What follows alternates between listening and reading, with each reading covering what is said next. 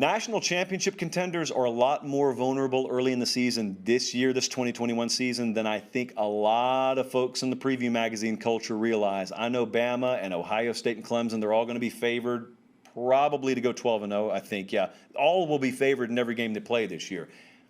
And you remember how last season ended. The last thing you saw was Alabama looking like a machine. And up until they played Bama, the last thing you remember was Ohio State, similarly, looking like a machine. And the last thing until Clemson played Ohio State, you remember, is the Clemson Tigers looking like a machine. This is not last year, and it never is. But I just want to caution you, especially those of you who are looking to gamble on this sport. Let the Ramen Noodle Express give you a fair word of caution. These are not teams that are about to open with a bunch of 30 and 35-point spreads early in the season. So here's the question. We're going to take a little dive into the hypothetical waters tonight. I want to repeat, Colin. Sometimes we have to do this. Let me repeat. Let me get a little bit closer to the mic. I'm going to dive into the hypothetical waters tonight. What I'm about to say, these are not predictions. These are just things to keep in mind. I want to arm you with as much information as you could possibly have. What could trip Alabama up?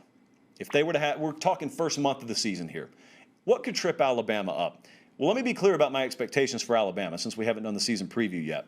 I do not expect some buzzsaw offense, at least to begin the year for them. Totally unrealistic to think like that. I would much rather them prove me wrong and overachieve relative to that expectation than me sit here and tell you, oh, I don't care if Bryce Young's never started a game and they got 14 out of 15 new options out of just 11 players on the field offensively. Oh, they'll all be fine. They got a new offensive coordinator too. They'll be fine. No, they will stumble at times early on. The fortunate aspect for Nick Saban is he'll stumble with a ton more talent than you even hit your groove with. And secondly, I think the defense is going to be more than capable of balancing things out for him. But there will be a lot of attention paid to Bryce Young. There will be a lot of attention paid to the running back position. Obviously, you're breaking in multiple new receivers. But I want to focus for just a second on their offensive line because you see they're losing three very, very integral multi-year starter pieces off the Joe Moore award-winning offensive line. Leatherwood's gone, Deontay Brown's gone. I think Dickerson was one of the most underrated players in all of college football last year, and he's gone too. So you're not just replacing talent there. You're replacing cohesion, which is always important on an offensive line, but the leadership aspect, which is not quantifiable in any kind of statistical breakdown you'll see, that's also something that's a void that's got to be filled. They don't lack options, but we're not talking about November when they've hit their stride. I'm talking about early in the year. So their first 6 weeks, they'll be favored probably by double digits in every one of these games, but there are some spots here where you better bring it or you could find your lip bloody in a tie ball game in the fourth quarter. You obviously know they open against Miami. They go to Florida in week 3. They have Ole Miss, rested Ole Miss team, a couple of weeks later in Bryant-Denny Stadium. And then they go to Texas A&M the very next week. None of these are cakewalks. At least they shouldn't be at the beginning of a game. Final score may make it look differently. But two things to think about with Bama early in the year. Think about all the new on offense. Quarterback, running back, wide receiver, offensive line, offensive coordinator. The thing to focus on with them that you got so comfortable with last year as a Bama fan is ball security. That's the first thing. And then the second thing is that timing and rhythm where they almost looked like a video game last year, especially after the first few weeks of the season. That timing and rhythm, all that newness withstanding, also with the new pieces on that offensive line, when you face some of the talent, especially on the defensive fronts they'll face in these first 6 or so weeks of the season, they will not face a team that matches them man for man. They will face some teams that can make it tough matchup-wise for them up front if that offensive line does not round into the form you're used to seeing Alabama play at early enough. That's what could trip Alabama up. Let's move to Ohio State. What could trip Ohio State up this year? Before we even talk about them tripping up, there is something happening right now. It's sort of quiet on the national landscape. Ohio State fans are talking about it nonstop. It's about to be the biggest story in college football, at least for August, I think, at least when it comes to on-field matters. Quinn Ewers is very likely to transfer. Well, not transfer. I guess you don't transfer from high school. Quinn Ewers is very likely to leave high school early, which was already a headline, and enroll at Ohio State.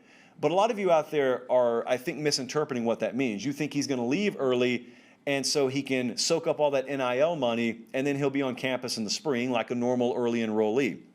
That's not what he's doing.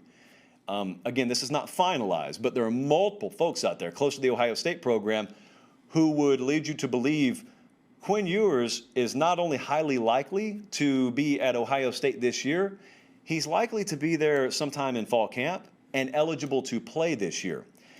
Now, you may look at Ohio State and say, big deal. They're loaded at quarterback. They are. He's as good as anyone they have.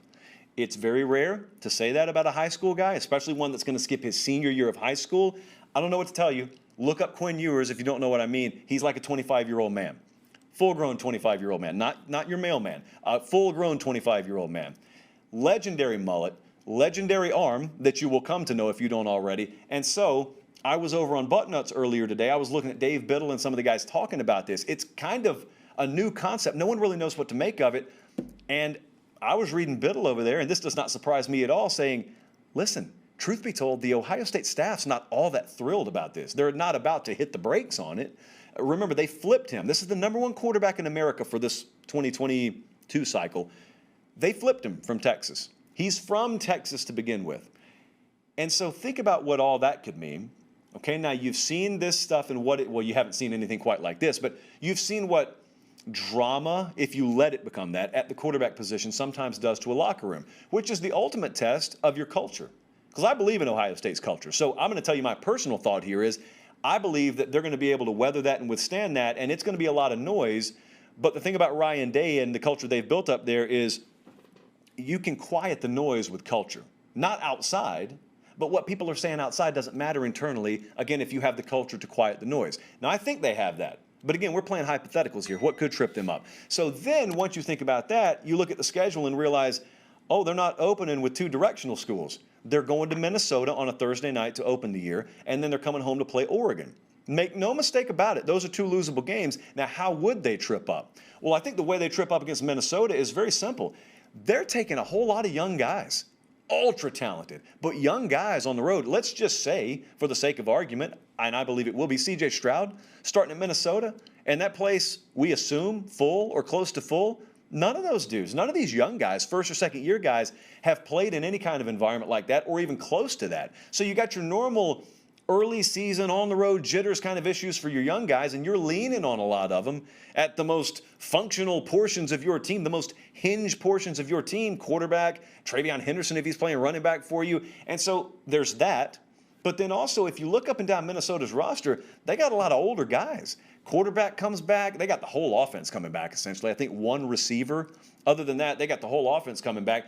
And they got a big offensive line, and they got a really, really good running back, one of the best players on their team. And what that could do to you is, especially if they pop you for a couple of turnovers early and they jump up on you, they're leading you 10-0, even though they've put up 25 yards of total offense. It's the kind of offense that can shave a couple of possessions off the end of the game with their ability to control clock. That's the way they could trip up. Now, Oregon, on their own merit, is a good enough team to match up in week 2. A little bit better passing game probably from Oregon. But that's how Ohio State would trip up. Now, with Clemson, I think it's a lot more self-explanatory. Because if you look at Clemson's schedule, we're talking about Georgia. Maybe we're talking about at NC State in, week 4. I mean, all due respect to South Carolina State, I don't expect a big pushback from them. And listen, Georgia Tech, we're fans of Georgia Tech here, but it would be a surprise if Jeff Collins and company were able to go into Death Valley and win that game in week 3. But it's not hard for me to envision Georgia pulling the outright upset over Clemson, even though the Tigers should be favored and are favored to start the season in that game. I think it sits around 4 right now.